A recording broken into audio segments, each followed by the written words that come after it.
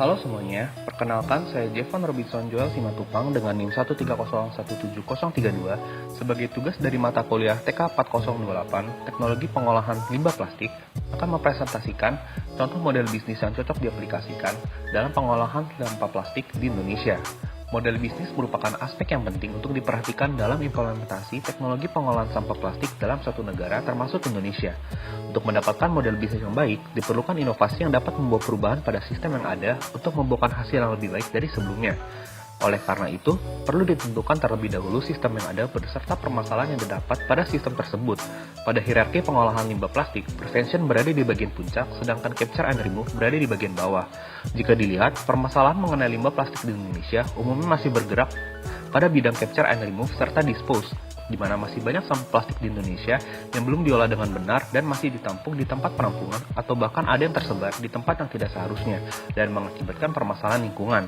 Selain permasalahan lingkungan, tersebarnya sampah plastik di lingkungan juga mengakibatkan diskredibilitas pada perusahaan yang memproduksi produk plastik tersebut.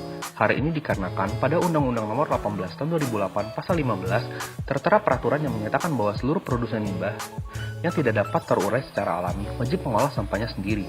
Hal ini mengakibatkan tersebarnya sampah suatu produsen akan menimbulkan sanksi atau menurunkan nama baik perusahaan tersebut. Oleh karena itu, perlu inovasi model bisnis yang dapat menyelesaikan permasalahan ini karena permasalahan ini merupakan permasalahan yang penting di Indonesia. Salah satu solusi yang dapat menyelesaikan permasalahan ini adalah menciptakan sistem yang dapat memisahkan sampah plastik berdasarkan produsennya. Implementasi dari solusi ini antara lain adalah penambahan barcode atau identitas yang bersifat khusus. Salah satu implementasi yang memungkinkan adalah menggunakan label yang berbasis tinta fluoresen sebagai metode identifikasi sampah plastik berdasarkan produsennya. Jika kemasan yang diproduksi oleh perusahaan yang berbeda dilapisi oleh tinta fluoresen dengan komposisi yang berbeda-beda, maka jika ditembakkan gelombang dengan panjang tertentu, tiap kemasan akan memancarkan warna yang berbeda sehingga dapat dibedakan berdasarkan produsennya. Kemudian, diperlukan mesin pemisah otomatis yang dapat memisahkan sampah plastik yang telah dikumpulkan berdasarkan warna yang telah dipancarkan tersebut. Optical sorting machine atau mesin pemisah optik merupakan salah satu alternatif yang dapat digunakan. Selain itu, tenaga kerja manusia juga dapat digunakan untuk memisahkan sampah plastik secara manual. Meski lebih tidak efektif dan memakan waktu serta tenaga kerja lebih, namun pemisahan ini dinilai lebih memungkinkan untuk dilakukan karena saat ini teknologi optical sorting machine belum dapat diaplikasikan dengan skala besar.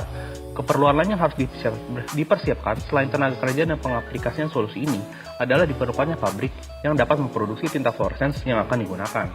Sekian presentasi yang dapat saya sampaikan. Terima kasih.